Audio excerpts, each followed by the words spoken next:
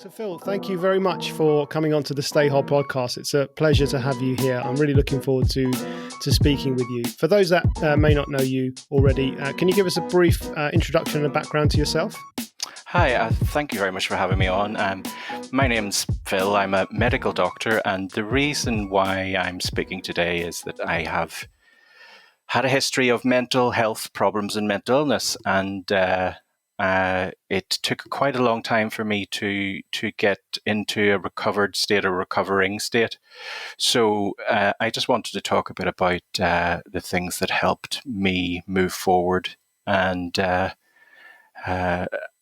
stigma and self-stigma that comes with being a doctor, as well as the stigma of mental health in the general population. Yeah, so I discovered you through Instagram, and your Instagram handle is Dr. Mental Wealth, is it? Yes, that's right? it. Yeah, got it. Yeah, that's it. That's where most of my connections have come from. I had never been a social media user at all. I mean, it's a double-edged sword, the social media, and you hear the contradiction. But I've actually found that me using it for a certain reason, it's actually enriched my experience, and it doesn't. It's not like unhealthy social media as such. I only got into it. I said to my 19-year-old daughter, if I would like to do a micro blog of my experiences, I was really just wanting to get the thoughts that I had journaled down into a more organized form, and just a micro blog. I didn't really care if it didn't reach anyone or it didn't resonate with anyone. It was more for my own recovery. My daughter said, well, don't use Facebook because that's for old people. So, and I hadn't used Instagram before. So she set me up with an account, and she did me a little logo and things, and then really it's taken off from there, and I've really enjoyed being on there. I seem to have got into a group of like-minded lifestyle medicine, mental health recovery, and stigma reducing professionals and people in general. It's interesting, isn't it? Because you're right, social media. And I was actually off social media for a decade. I wasn't even in this country, so I kind of removed myself from social media from that period. And it was for the same reasons, because I thought this is something that I was led to believe is probably toxic for me, and it wasn't serving me in any way. It was time consuming. And since I've come back in the last few years of doing Stay Whole and then subsequently this podcast, what I realize is that you just curate your own environment, right? And it's like in real life, right? In real life, if there were people that were toxic in your life and shouting at you and abusing you, and or sending you things that you don't want to see, you would remove them from your life. You wouldn't have them in your friend circle. They'd be deleted from my contacts.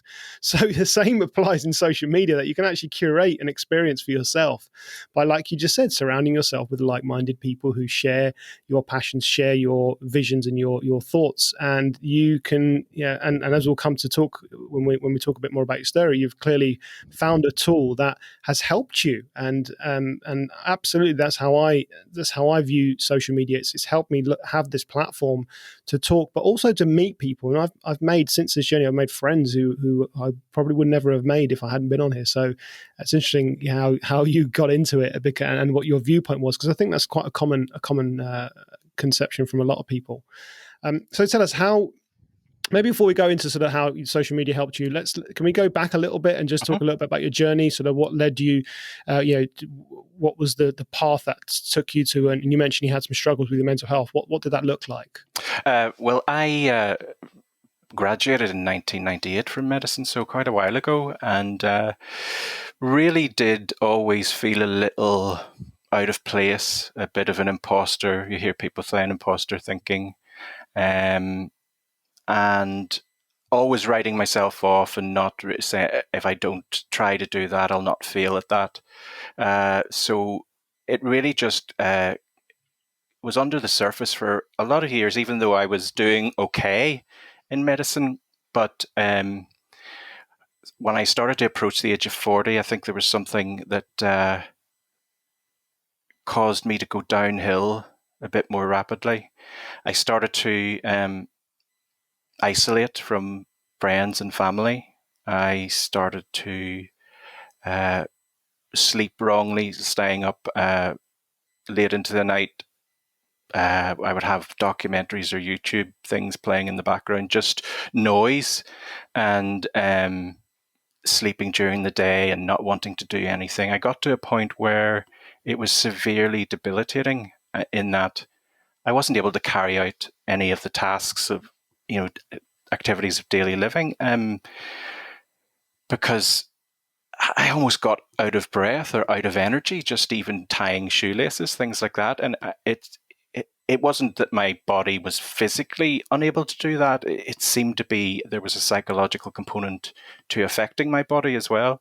And as a doctor, it's very difficult to accept that you've got mental ill health, and you would give someone else very good advice, but we're very bad at taking it ourselves. We say, although that doesn't apply to me, that's you don't accept, you delay getting help, you fear the stigma of having a diagnosis of mental health condition. What will that affect your career, your position? Will people not trust you as a doctor? So all of those things go through your mind, and actually all that worry, all that churning in your mind actually becomes a self-fulfilling prophecy. You actually make the bad things happen. You make the situation worse. I made it worse for myself by all the worry that was in my head. It took me a long time then to get back to some form of normality, but I'm glad I went through it now, even though it was a long time, because I'm a bit more rounded now. I see things from different perspectives that I never used to. I've joined groups and conversations and things that I never would have before. I've joined educational things from all different disciplines, and I don't just go on to the medical webinars any longer. And it's really enriched my knowledge and experience, really. Yeah, it's so. Thank you for sharing, your story. And you mentioned there as a doctor, it's something that it's hard to kind of accept and come to terms with. How did you do that? I mean, what was the process that you went through? So when did you first sort of say to yourself, and that there's something here that's not right, and I need to do something? Do you recall? Yeah, it actually came to because I was delaying and not accepting and not fully engaging with treatment initially, and forcing myself to go to work. It came to a point where my performance fell off, and people started to notice, and then I had to just go off longer term, and I didn't accept that I had to do something. I mean, I took the medications that I was prescribed. I attended the psychiatry appointments, but I never really engaged until a few years in, and that was the difficult thing. I just self stigmatized myself so that I just shut everything else out, and it was just a complete avoidance of everything. My wife and daughter had to move out temporarily because it was so distressing, and people didn't think that my family thought, oh, he's always going to be like this now. This is awful. But slowly, it was slow steps forward that made the difference for me. I can't describe one thing or which aha or epiphany moment, because it was a combination of a few things that started me moving forward. But I'm glad it did, and I'm glad it kept the momentum going. I now know that I have to maintain my health on a daily basis through lots of different things and modalities. And if I don't do that, I know where I can end up, and I can't neglect looking after myself any longer.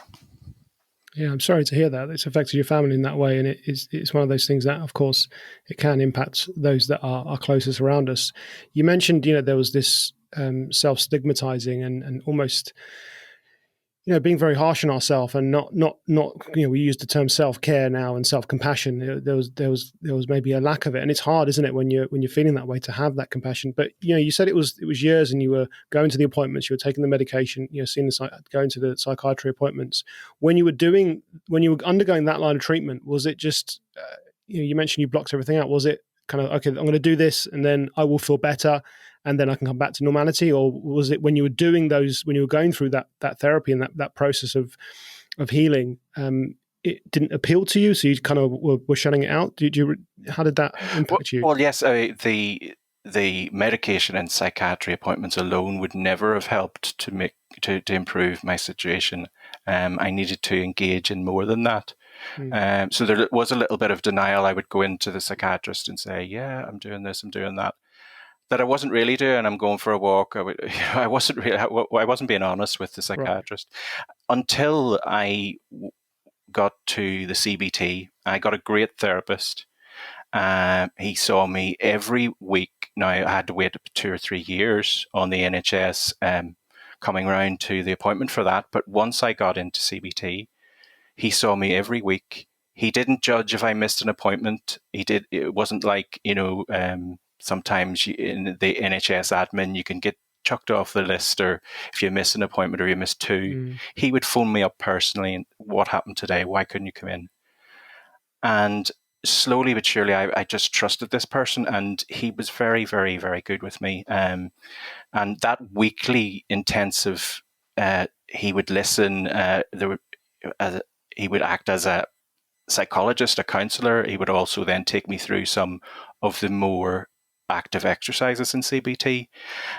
So I had treatment with him from 2016 to 2019 until he retired. And I didn't fall off a cliff like I thought I would when he retired. He said to me, "No, you've got all the tools you need. You know what to do. Now just keep moving forward." And from that point, I've moved forward, which is great. He was your knight in shining armor. He's clearly someone who listened, who was compassionate, who was kind, was non-judgmental. All of these words that buzzwords that we hear at the time, but there are, when you actually experience that, it's a very different scenario, isn't it? So that sounds like clearly I think that was a significant shift in your attitude and your behaviors. I mean, when you were talking to this gentleman, your behaviors were changing. So you mentioned earlier you weren't before with the therapist, "Oh well, yeah, I'm okay," but you weren't actually doing the thing. With this one, there was a significant change. Yes, initially I would have been the same as with the psychiatrist, but as I started to resonate with this person, click with them, if you like, or again some sort of deeper connection, then I started to trust more. And I said to him, "Look, yeah, I haven't been honest with you. I wasn't doing this, I wasn't doing that." And he just said, "That's okay. We'll just move forward from here, and we'll try to get you doing some small things that will improve your situation gradually." And it was gradual. 2016 to 2019. I waited from 2014 to 2016 on his appointment. And I didn't feel that I wanted to do anything. I didn't want to. I'm one of these people that the NHS is for everyone, and I didn't want to engage with private counselling or CBT. I just wanted to wait my turn, if you like everyone else. And so it is quite a bit of a wait, and it probably it kept me away from being productive for a longer period of time. So in the future, we may want to have a bit more bespoke things that can get it can augment the NHS system and get doctors into some sort of CBT or therapy very quickly. And I know they're doing that with NHS Practitioner Health, and there's a few charities that have arisen in the last few years, in 2018, and I'm involved with all of them because I absolutely love them. I'm passionate about them all. And again, it was Instagram that got me onto these charities. I didn't know some of them existed. I knew that the Royal Medical Benevolent Fund existed, but I imagined it as an austere men in suits organisation that you applied for if you were in financial hardship. But there was an awful lot more that they provided, and their interface on Instagram was great. And I just can't really thank them enough, for the things that they've provided for me over the last while. Yeah, I mean, it's great that you had that kind of almost epiphany to see that shift in behavior. And you mentioned that this gentleman got you doing small things. So, I mean, let's talk a little bit about that, because this is, another part of anyone that's going through mental ill health, that the behavior change, the change part is the tough thing, right? Everyone wants to change. Nobody wants to feel that way. No one wants to have those feelings, those thoughts, those emotions. And as you alluded to earlier, those feelings, those thoughts, those emotions, they lead to a change in our behavior. So if we are, we start to believe that story in our head, and the perhaps the emotions that come with them. So to make that shift feels like it's going to be quite a seismic shift, because in the first place, you don't know where they're coming from. Well, I don't even know where these thoughts are coming from. And there's this confusion. So it's like, how am I ever going to make that shift? But when you do, and I guess this is what we'll talk about now, and then you start to see, actually, this did work. This did feel better. So how did that play out for you? What were the steps? For me, initially, I was very cynical. Oh, that won't work. That's too much effort. That'll never have the benefit that it says. It can't really benefit me that much. That sort of thing. It was all of these negative self-talk phrases that stopped me from doing anything.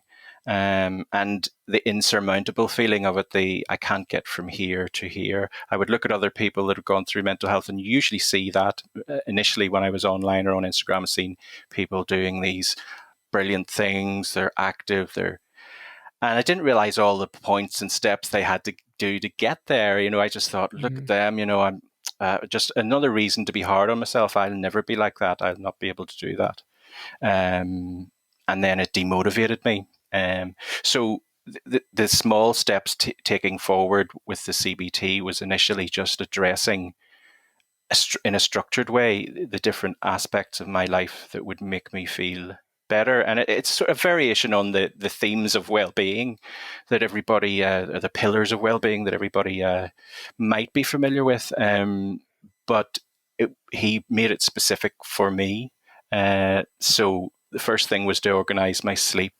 So we worked on that, and it turned out some of the symptoms that I was having with the sleep, he said, no, there's something else there. We need to get you investigated for that. So he pointed me. I just thought, I'm always tired every day. That's just my life. And it may be the depression doing that. But it turned out that I had some sleep apnea. And when I got investigated for that and got put onto the CPAP machine each night, it was difficult initially, but now, because the machine logs my sleep, it knows what time I go to bed at, what time I wake up, how many times in the night I've got up or disturbed or taken the mask off, how many times I've actually stopped breathing, and how many times it's had to raise the pressure. So all of this log kept me accountable. So I make sure that I'm in bed before midnight, usually 11 each night, wake up at the same time each morning. Usually it's got earlier, which is great because I was never a morning person. But I've now got into the habit of waking up earlier and realizing the benefits of that. So the sleep was probably the first thing to get sorted out, along with the making sure you're on the right medication and you're attending the psychiatrist. So the medical help came first, and then the sleep came afterwards. After that, he then just guided me through small steps in movement and making myself a bit more active. So first of all, as I said, I was out of breath doing my shoelaces, and I couldn't imagine being active again. I was a competitive swimmer in my teens, and I just lost all that. I wasn't doing any regular exercise. So I just thought, I'm never going to be going to a gym. That's not me. But I just incorporated these small movement increases daily. And it might have been something simple as just making sure I incorporate more movement into the day. So I would make sure that I'm not sedentary. I'm walking about doing things. I used the stairs initially just to get myself a little bit more stamina.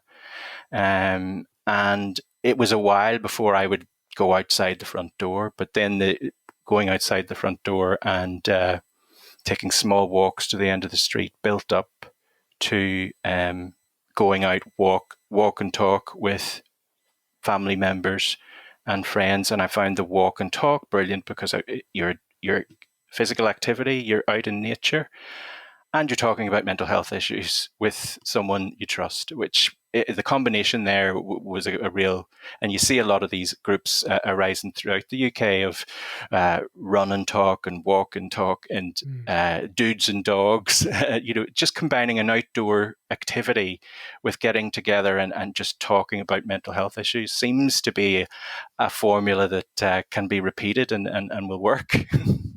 So that I just increased the activity. I realized so much that was around us. I mean, within 5 minutes, I can be at the shore, the sea, in the countryside. We just varied the places that we would walk. There's a Neolithic site just about 7.5 minutes away, and we would walk around that. The atmosphere around that it was calming as well as silence. It was really good to just increase these things. Now, I probably never will be a person that will go to the gym because just my personality type. I probably need to be outdoors. The artificial light and just the sound of machines and people maybe just nodding at you superficially.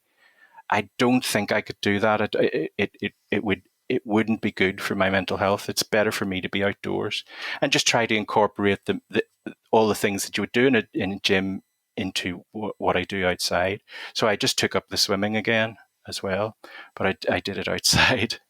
Fantastic. I think there's a lot you said that's really fascinating. I think I want to just go back to the sleep, and because when the first thing that this was he a therapist? Would you is the right way to term what he did?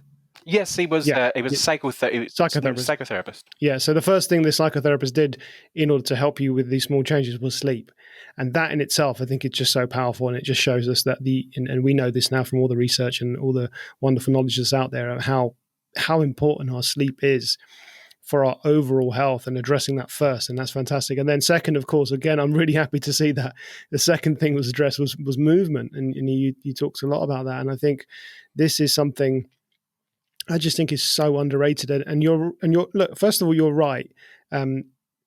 It's not, you are, maybe you are that kind of person that doesn't want to go to the gym. Those people exist, and I think this is important to accept in society, because I think the problem, again, there's another stigma here, there isn't it? It's like, if I want to get fit, I have to go to a gym, and I don't like the idea of a gym for the reasons you gave. Absolutely, being around sweaty people, all of these things. COVID, I mean, that's probably the worst place to be for that.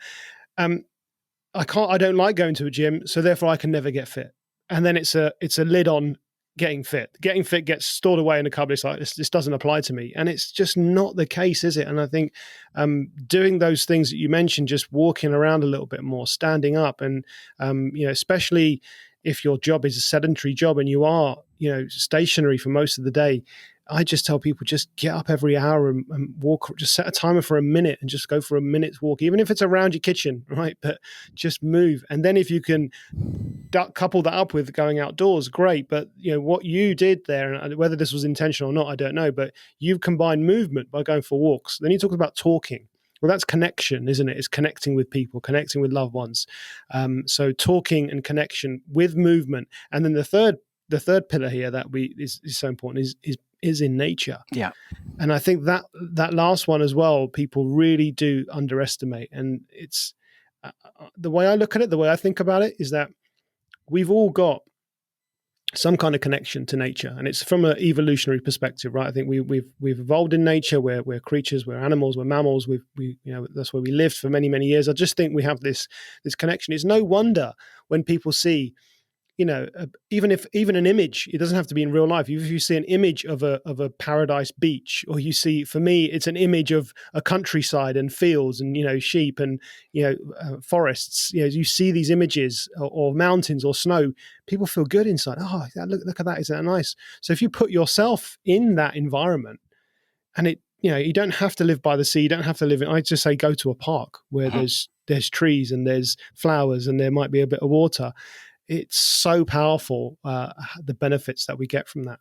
It's finding what works for yourself and what's around you and using that. And yes, you just use anything. I also had heard the term exercise snacking, which it first occurred to me when I accompanied my wife to a shopping mall, and it was one of the few shopping malls that had the escalator and the staircase side by side. Right. You didn't have to go somewhere else to go up the stairs. So I said, no, I can make a choice here. I can go up these 3 flights of stairs. It was quite a lot. Or I can go up the escalator. Let's go up the stairs. Let's do that every time I'm in here. So it's just you making those choices to use the stairs rather than lifts or escalators initially that helped me to move a bit forward with my stamina or fitness. See, I think what the feedback that I get from people when we talk about these small, because these are small things, aren't they? Taking the stairs. I mean, how many times are you going to be in a shopping centre or mall? Maybe, I don't know, in my life, not that often, but if I am, I'm like you. Oh, there's stairs there. I'm going to take them. But these small things that we might do, whether it's standing up a little bit more, whether it's just walking, whether it's, getting up every hour. I think the trouble with these things that stops a lot of people from doing them is that they don't see the benefit. They're like, oh, what's 1 minute going to do? What's a 5 minute? What's as you mentioned, a workout snack or exercise snack? What's that going to do for me? And what they don't realize is that when you actually compound that behavior and you're doing it repeatedly, and you look at how much that actually accounts to in a whole year, I've done the math on this. 5 minutes of walking. If we all walked for 5 minutes extra a day, every day, of course, you have to do it 365 days, but it's only 5 minutes. That's 30 hours of walking in a year. That's over a day's worth of walking. That means you spent 1 day of your year walking. And if I say to someone, is 1 day of walking going to make a difference to your physical health and your mental health? I mean, absolutely it is, right? And it's not only that. You could categorize it down to how many steps and how much exercise it is, but it's the fact that it leads to something else. If you start doing these things, it will lead to something else. Maybe you don't know what it's going to lead to, but it does. Just start doing the things, and other paths open to you, and other ways of doing things open to you, and it's just so much more enriching. So it's not just about the actual exercise itself. I found that doing that just led to more and more, and it was unstoppable. Then there was a momentum going forward. But you do have to start off with, I'm just going to do this, and I'm not going to worry about what benefit or if it's going to be good enough exercise. I can hopefully do that later, but I'm not going to think about it too much. I'll just do this. Yeah, I mean, it's the gateway, isn't it? And I don't want to put trivialize addiction too much, but it's a gateway. You do one thing and it leads to another in the same way some addiction habits do, but in this way it's a positive thing, right? You start walking, and I think regardless of, I think people do notice a difference, but they don't acknowledge it. So I think if everybody got up right now and went for a walk for 5 minutes outdoors in nature, doesn't matter if it's in concrete, you live in a city. I think you went for a 5 minute walk and you got back and you wrote down how you feel compared to when you left, you're gonna feel a little bit better, unless something drastically bad happened during your 5 minutes, which would be unfortunate. But most people go for a walk's sake, and they come back and think, and I ask them, how do you feel? They go, yeah, I feel good. Very rarely have I heard anyone turn around and say it was a terrible idea to go for a walk. So I think, but we don't look at that. I think with exercise, and this is the other thing, isn't it? Exercise equals physical benefit. And actually one of the biggest benefits for exercise for me personally I've only realized this sort of later in my life, has been the mental health benefit, how it makes you feel. And we know from science it releases dopamine and endorphins and these feel-good hormones, and it lowers our stress hormones as well. So actually the mental health benefit is huge, but people are not recognizing that. It's like, well, going for a 5 minute walk or how many minutes I'm not going to lose any weight by doing 5 minutes. Yeah, right? It's not going to be an instant fix or an instant improvement. It's just the stepwise, and I did find that as well. I did find that it's just the stepwise approach to it, and also empirically, I can know, and theoretically, I can know this does help. Mm. But still, and as a doctor, I know that exercise helps. But internally, there's just that little voice going, nah. Yeah. Still, even though I know that it's a benefit, there's something or some self-talk that will talk me out of it. Yeah, I think all of us have that little bit of that self-talk, that voice. I get it as well. I mean, I'm a personal trainer. I've worked in fitness. I've been around gyms, and I haven't really had to motivate myself. But I still, on days when I have to wake up, I just think, I don't want to do it. And then I find myself, giving myself that positive self-talk. No, and no, you're going to do it because you're going to feel better afterwards. And for me, it's not like I'm doing anything. It's not like I'm doing anything I haven't done before. So, but I think that self-talk is there. I think the most important thing is being aware of it, which you clearly are. I think that's, if you can hear that voice objectively and say, oh, look, there's that negative self-talk. I always think of it like with cartoons back in the day. I don't watch cartoons now, but I try to with my daughter. I have no idea what's going on. But cartoons back in the day when I was watching cartoons, you have someone making a decision, and then there'll be an angel pop up on their shoulder and trying to guide them nicely, and then there'll be a devil pop on the shoulder. No, go on, do it. You want to do it. And that's how I think about it. I'm like, oh, there's that devil who's popped up on my shoulder, and then I need to quickly switch back into angel mode to sort of suppress that. So I think everyone struggles with that. I'm sure. I say everyone, but I think a lot of people probably do. So, but I think, like I said, being aware of it is the most important thing. Yes, and the leading to other things as well. It would be, I've met people out walking, and that has led to something else that maybe is a friendship, or talking and walking, or dogs together, things like that. That's what it did for me as well. Yeah, I mean, it can lead to so many things, and this is the fantastic thing. And I have heard stories like this on the diabetes prevention program.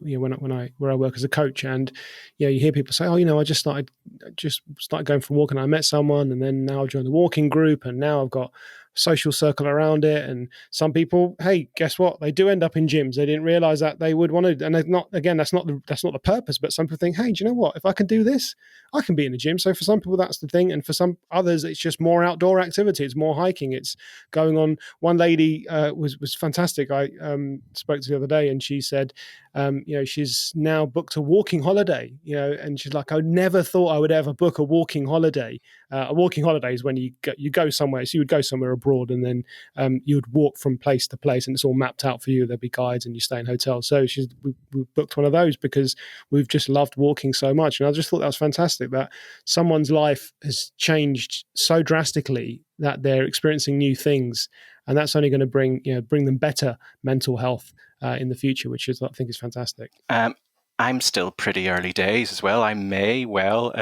decide a few months down the line that I need something a bit more strenuous. I may try to briefly jog and stop, or couch to 5K, something like that. I may increase it, but I think outside, I always found, even when I did run when I was younger, along with the swimming, I could do the same distance on a treadmill, but if I did it outside, it was much better, and my stamina increased an awful lot more.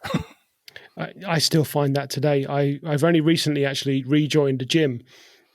And until then, I was doing everything at home and outdoors, and as well. And I went on the treadmill for the first time in a long while, and I found it extremely boring. And I used to go on the treadmill a lot, and I just thought, gosh, I found myself watching the clock as am I nearly done yet? Whereas when I'm outdoors, I don't think like that.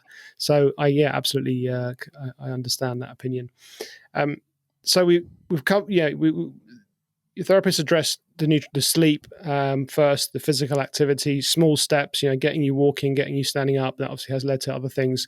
What do you remember? What came next? What other things were addressed here?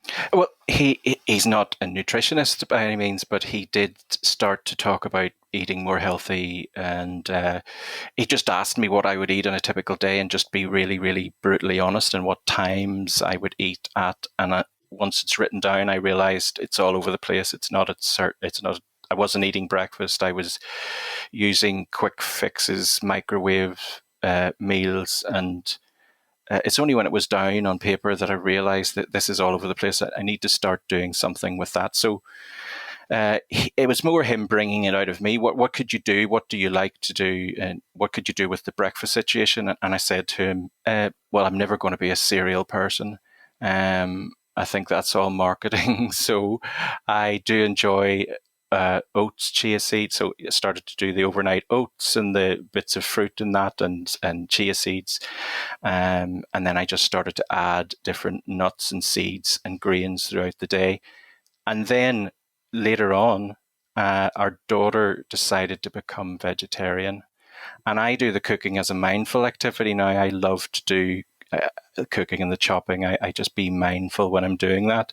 So I was trying to find things that weren't boring for her, and going through the same boring thing for a vegetarian meal. So I just researched it, and we all enjoy those now. Those meals, those more colourful, lots of flavours, and although myself and my wife would still have the occasional piece of meat or fish, there's no red meat, and it's only occasional, and the health benefits have just increased from there, really.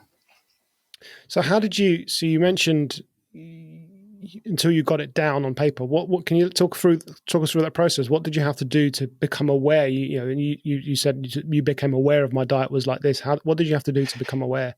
It was just as simple as what time are you waking up? When do you eat first after waking up? Sometimes I was waking up at 12 midday and throw a Rustler's burger out in the microwave, and it was.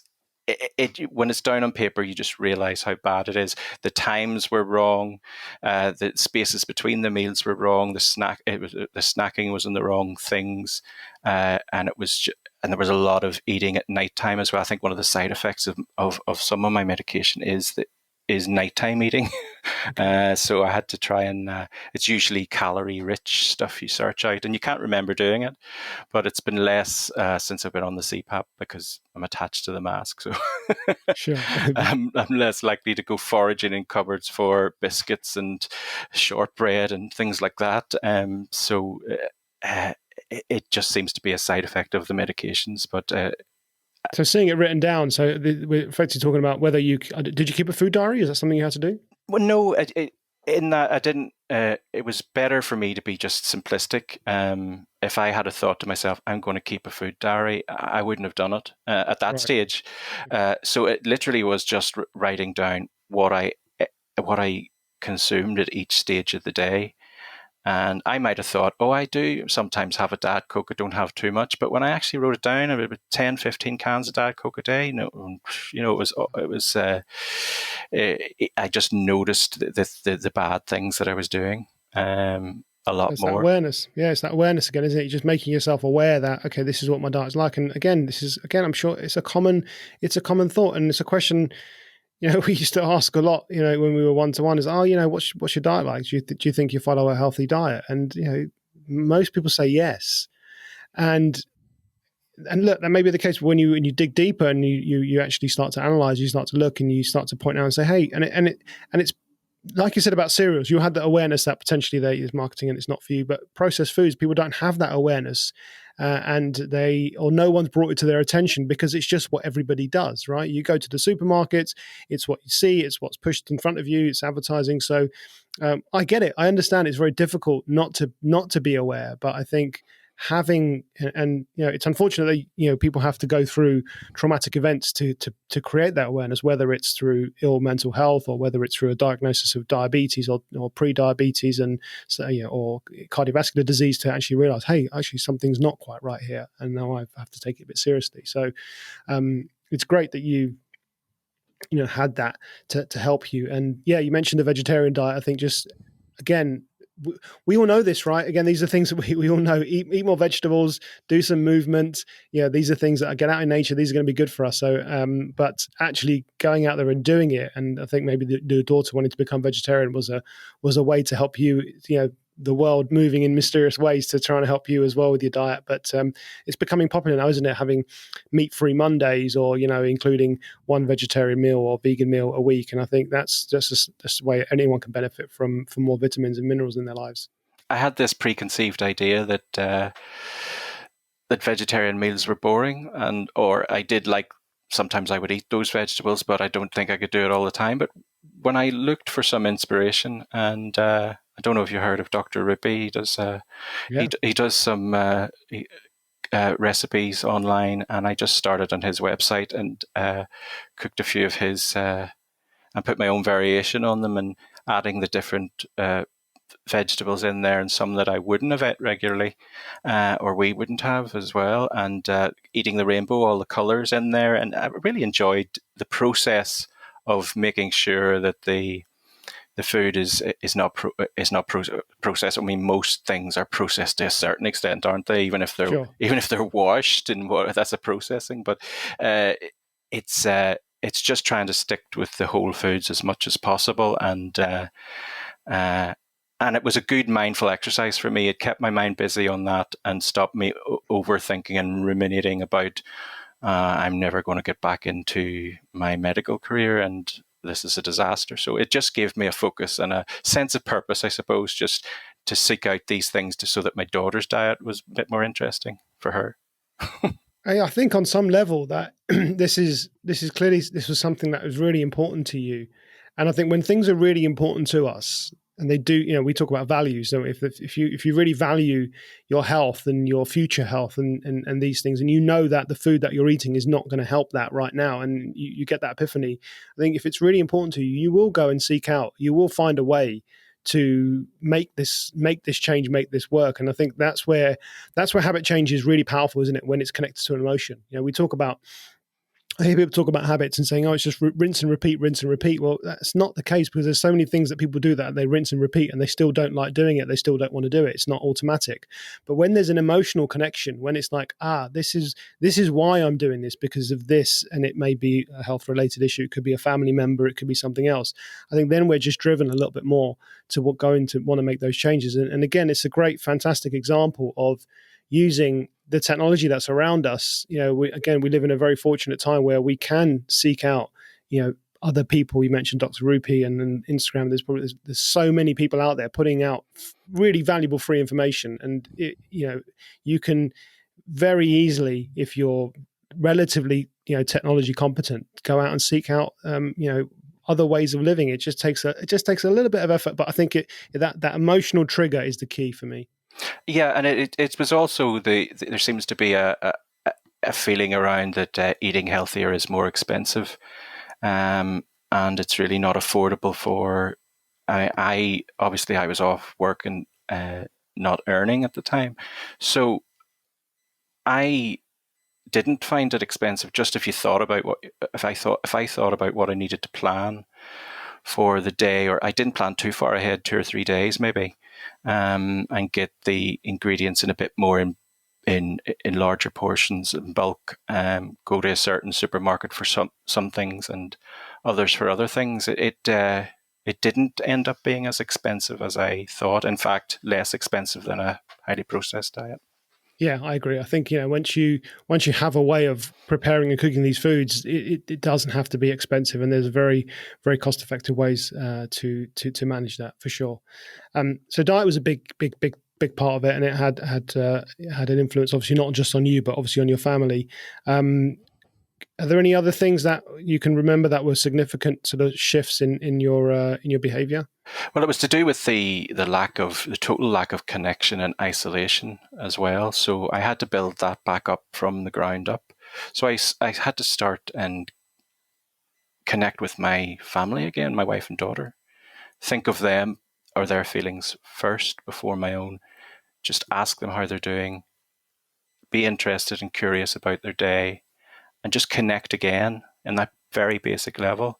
And that then, I don't know how I got from there to having a wide variety of family and friends to talk to. It just seemed to, as you say, the emotion, and that it's the right thing in your gut.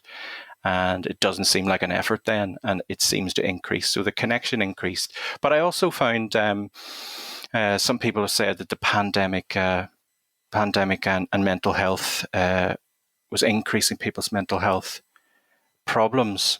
Now, it was a bit of a weird one for me, because at lockdowns and things, I actually felt less like an outcast. Everybody's in the same boat. We're doing this. People aren't out there. I always imagined everyone out there doing fantastic lives, and I was just isolating. But for some reason, the lockdown seemed to be a bit of a reset for me.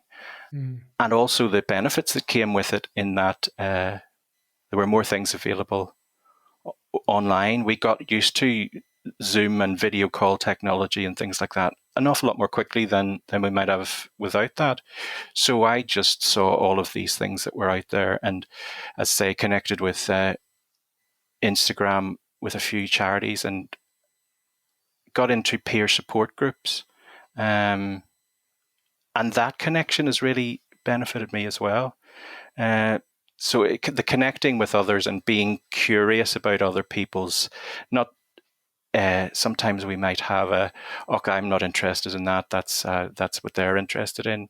You'll find that once you actually question and be you're curious about what they do, there is stuff in there that you're interested in, and listening to people is very fascinating, and that connection, the listening part of it, really helped me.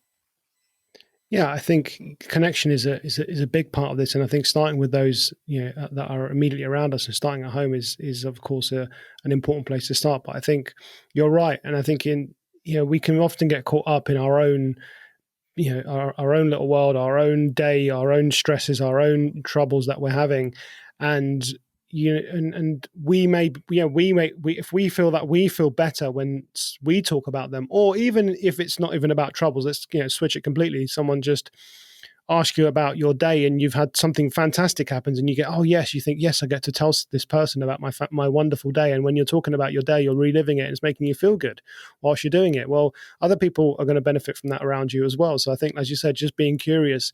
And I've actually started this experiment.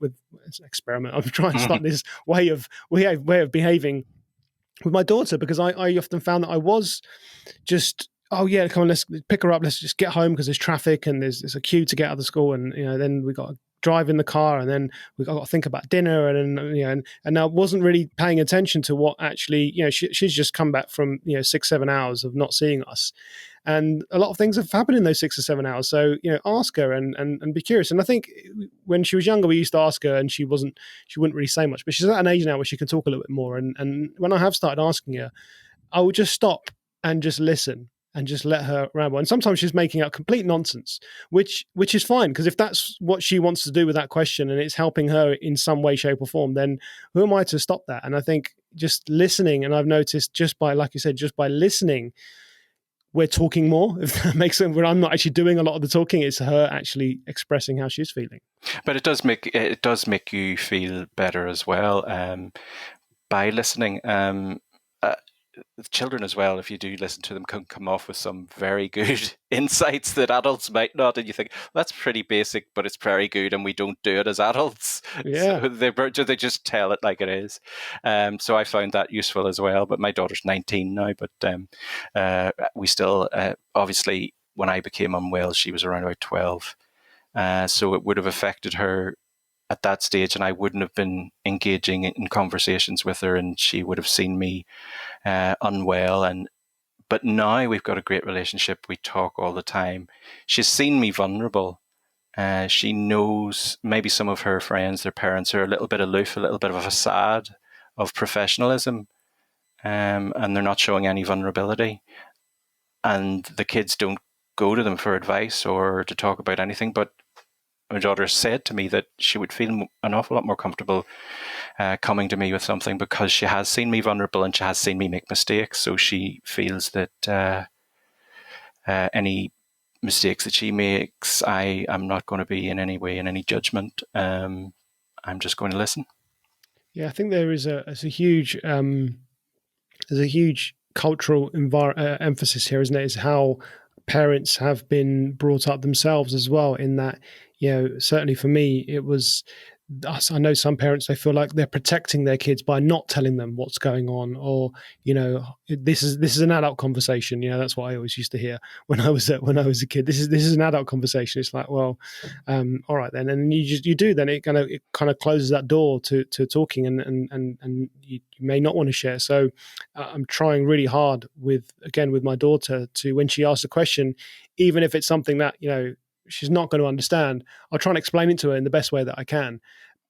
And I feel like she actually realizes that I'm telling her the truth, because often it will be, oh, okay then, and she'll be fine, and she'll go on her merry way. Whereas when you are a little bit aloof and a little bit like, there's more friction there. So actually, just trying to explain it and be honest. I think honesty, and we talk about honesty is the best policy. I think, for me personally, just being honest with her and saying this is what has happened, she's more accepting of that, and I hope that's going to strengthen our relationship as we go forward. Yes, it definitely will, because it has done with myself. And my daughter would say to me, "If anything happens, just don't keep it from me. Just if you think I can't handle it, don't keep it from me. Just tell me." And that's the only thing I ask, and I'll do the same with my life. And that's the way it's worked since. And it's been very, very productive. And another reason why I'm actually glad that I went through this change or illness, because the whole setup of relationship with my wife and daughter is now so much more different, but also enhanced and strengthened. Fantastic! It's great to hear, and yeah, it sounds like you got very, a daughter with her head screwed on there, and the way she's talking to you, I think that's fantastic. Given that everything that's happened, you mentioned earlier about learning, not just going on medical conferences. How has that played a part in this journey that you've been on? Yeah, it's just started out as curiosity, really, again, and obviously with medical. In the medical world, you have to do so much CPD or education per year, and we tend to stick to the same things within our specialty or within the profession, and we don't tend to branch out and listen. We think we know what the other specialties and the other will say, and it's not for us. So just being a bit more open to different perspectives actually has enriched the knowledge and the experience that I would have, and the way I would approach certain things wouldn't be now as medicalized, but a bit more holistic. So it's Yeah, really just I am a bit of a, even when I was unwell. I mean, I would just sit and watch I wanted more knowledge in my. I seem to want to learn things, and that, when it's healthy and it's a curious and a learning mindset, but learning through information, but also learning through and going through an experience, not avoiding and saying I'll not join that group because I might be embarrassed, or even if it doesn't work out okay, it's still a learning experience. So finishing something or doing something and not avoiding it now has become learning for me. yeah. I mean, we know that learning is good for our brain, right? I mean, this is something that we know, and I think when we often as adults, I think a lot of people feel like they don't need to learn anymore. It's like, okay, I've been to school, I've been to university, I'm doing the job that I've been doing for the last 10, 15 years, and that's it. But I think when you actually take curiosity and interest, it could be even within the realms of what you're doing for some people, but for other people, it's stepping outside of that, having hobbies and interests where you are learning a skill, and skill development is something that is for me personally has always been very, very important. I've always been curious and saying, oh, I wonder if I could play the guitar, or I wonder if I could learn to do this. And I've always just thought that you can learn to do anything, and I feel like if you just need to be shown the way, and if you're curious enough about something, I think when you are learning, for me, I feel like it does improve my mental health. I'm trying to think about it. It makes me feel good, right? If I've just watched a documentary about something and I've learned something really fascinating, or I've learned something new about the camera that I've got and a new way of taking a photograph, or something like that, I feel like I feel better inside. And when I'm doing it, whilst I'm doing it, I feel like I get into this flow state. We talk about flow state where you kind of just the time just passes and you're doing these things, and I do feel like there's a huge benefit there for us mentally.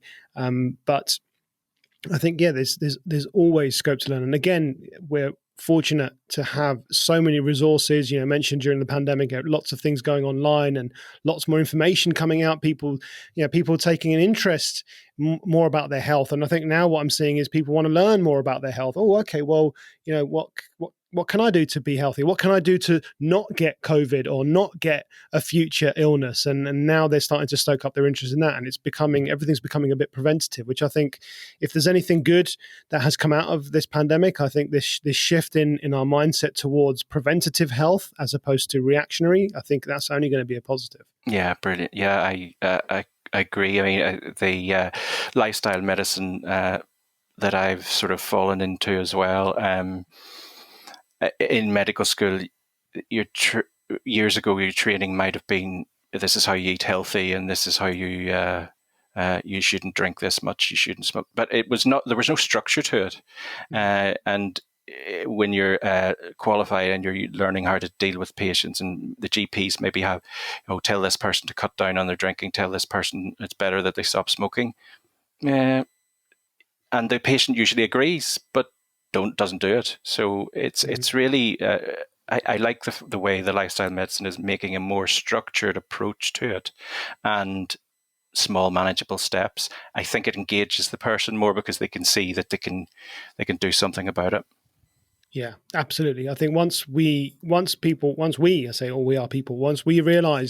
there is so much we can do as opposed to the things that we can't do, I think that's when that shift happens. And I think that for me is really important, because I think the NHS is wonderful. I think the medical system that we have in this country is, we all know how grateful we were over the pandemic to have them.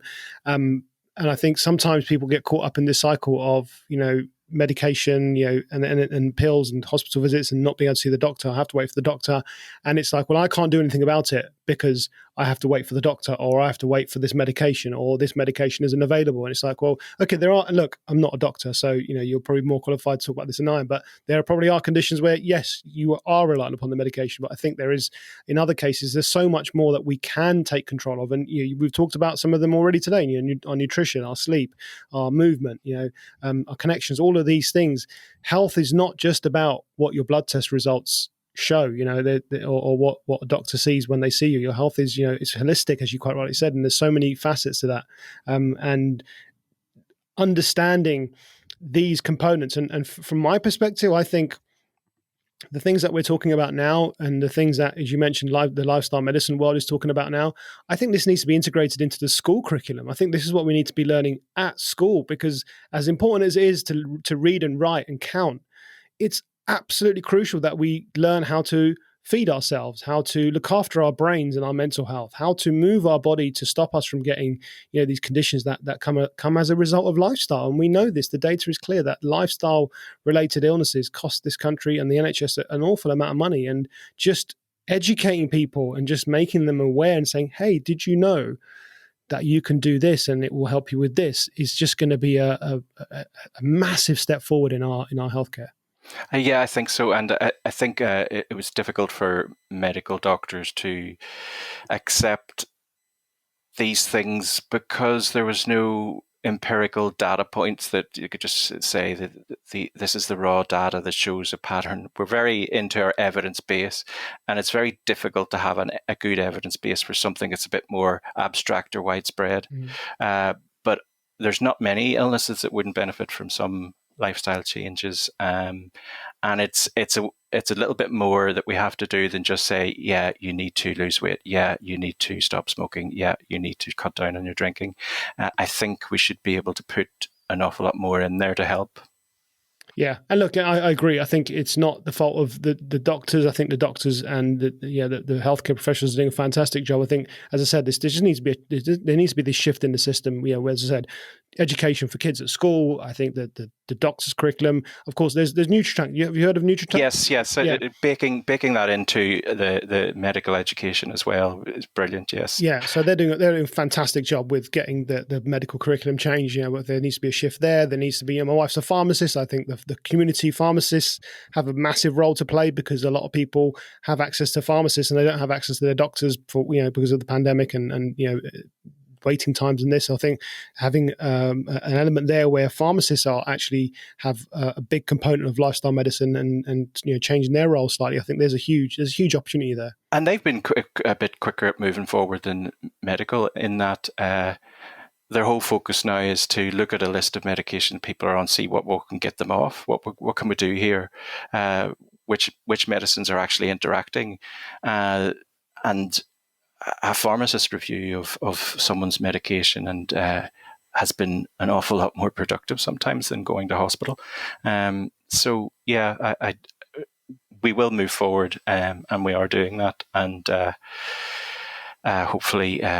Things like mental health, nutrition, lifestyle will be just baked in with more of a structural component into our schools and our medical education as well.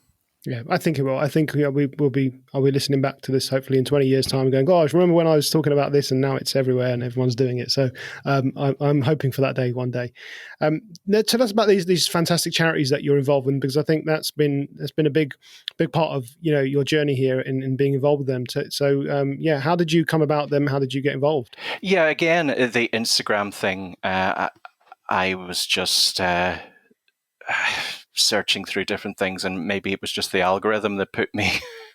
I think it was Frontline 19 was the first one that I found, and thought that was a really great idea for the pandemic. And it's for all NHS workers to have 8 or 10 counselling sessions separate from their workplace, and they're more likely to engage.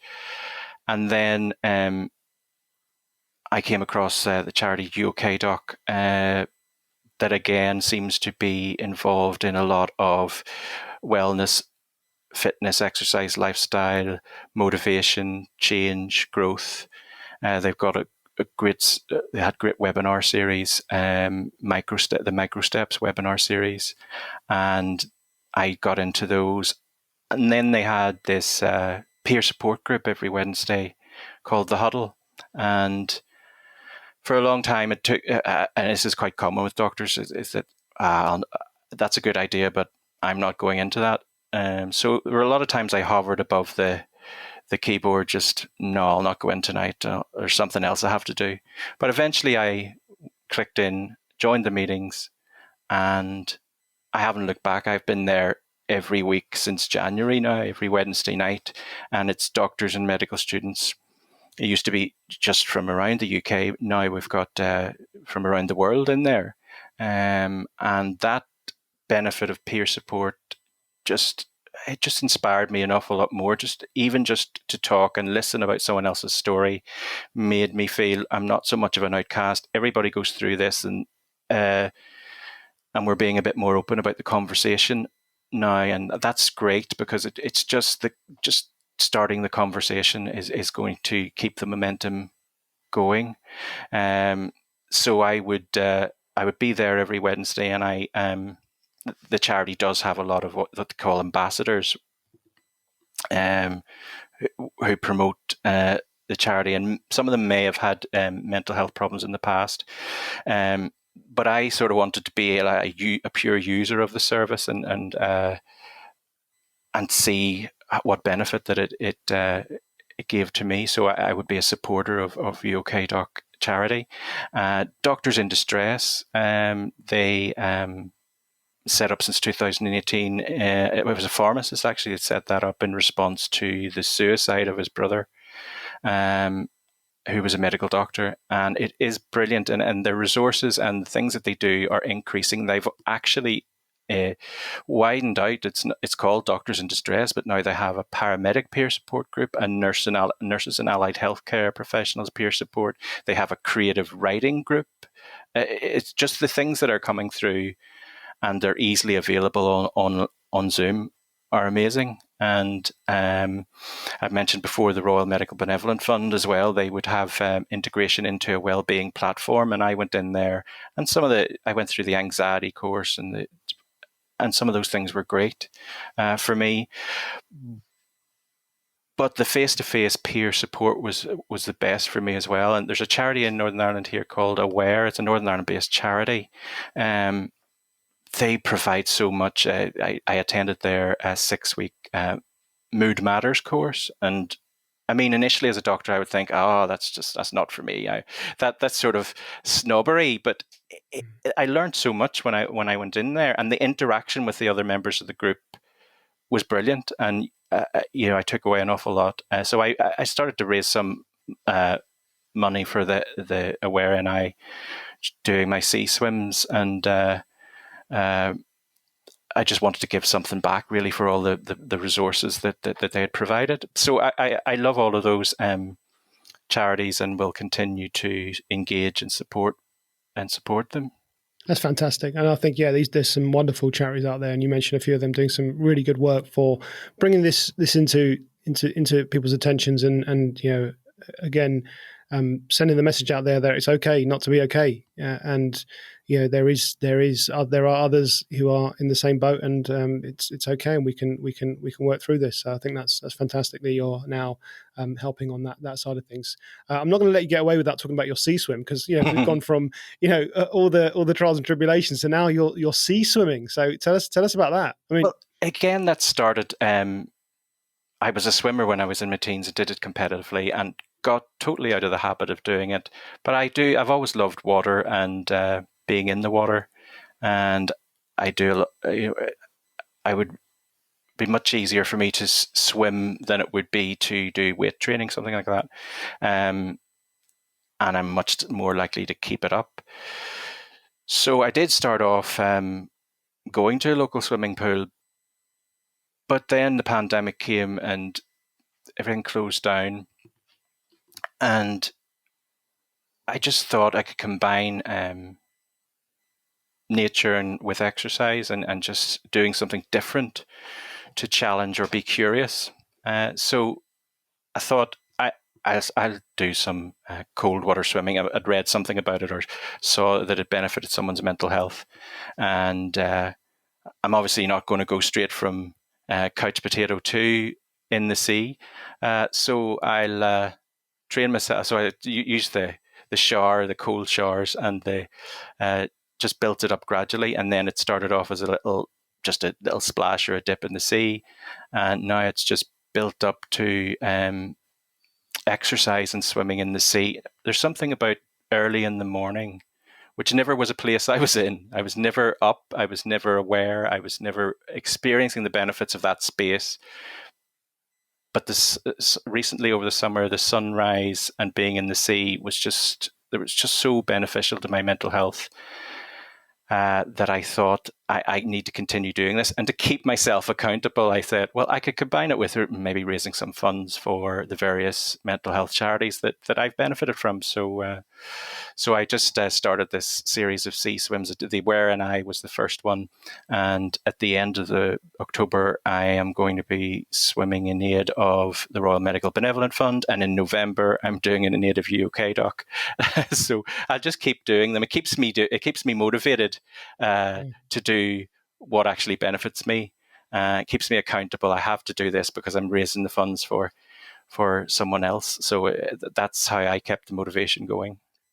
I think it's fantastic, because what you've done there is you've found two things that mean so much to you, and clearly swimming is one of those, because you were a competitive swimmer in your younger years, and of course these mental health charities helping them, and you've kind of combined those two things together. So one kind of feeds the other in a way, and I think that's fantastic, because you've got a real purpose there, and the way you're talking about it, I can see in your face as well. It's something that it really kind of, you light up when you're talking about it. So I think it's wonderful to have found that, and I try and do the same with what I'm doing, in terms of, I think of how can I combine my two loves. And I love technology. I love IT. I love cameras and phones and all these things. So I've just figured out a way by creating a podcast, and now a video podcast, of using that technology to help me create something that is going to hopefully benefit others. I want people to watch this and listen, and hopefully it helps them in some way. So you've clearly done that, which is phenomenal. Well, yeah, I mean, the podcasts, again, wouldn't have been something that I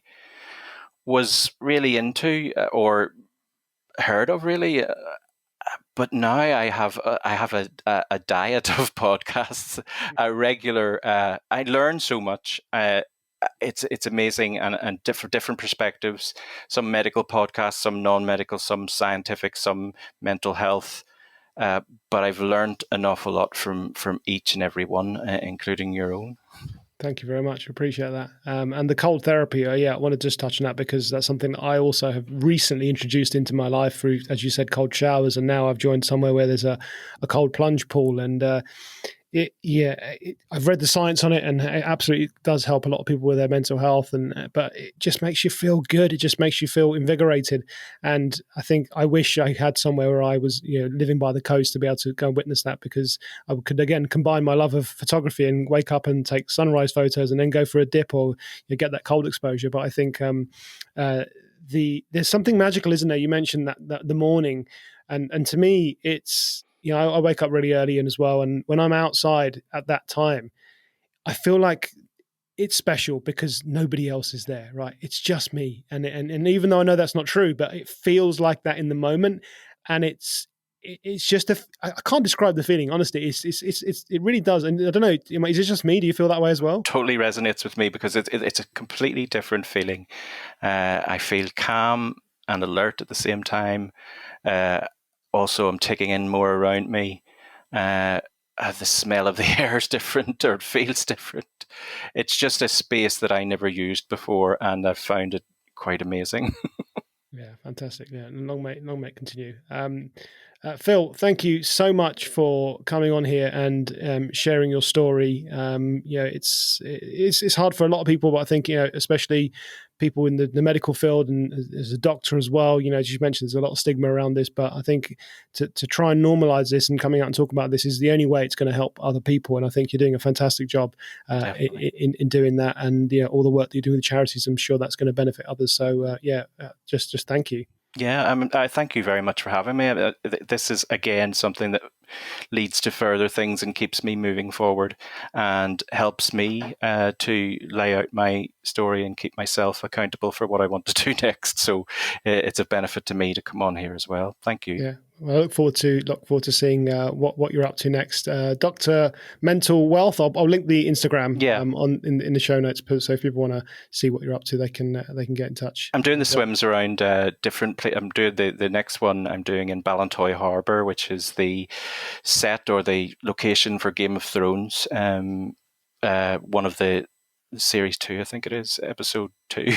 One of the Aran Islands. It was the location for that, so I'll get good photographs and things like that. So again, I've decided to move around and do it in different locations.